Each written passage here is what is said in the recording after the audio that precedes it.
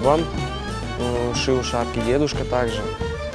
Даже, ну, прадед, они еще до депортации ездили в Бухару, в Самарканд. Пошел по какому пути, он же проходил, получается, через Крым же, тоже в Старом Крыму. И вот они привозили, продавали каракуль.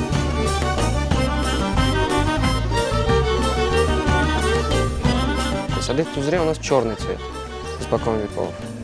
Коричневый, это, ну, серый, он приближенно был к Керчи, серые цвета. Коричневого одевали, чтобы как бы не каждый день носить черного.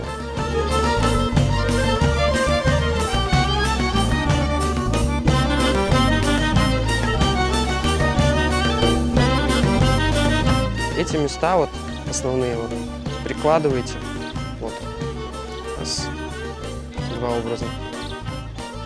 Вот это получается темет, рисунок. И потом это все выкраивается, вышивается.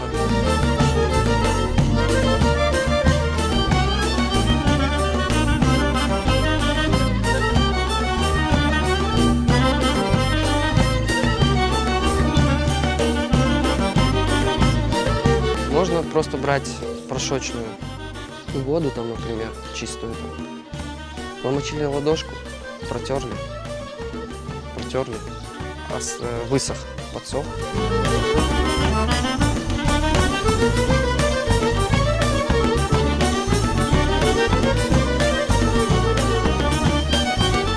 Но я когда делаю, я стараюсь именно, чтобы было от души.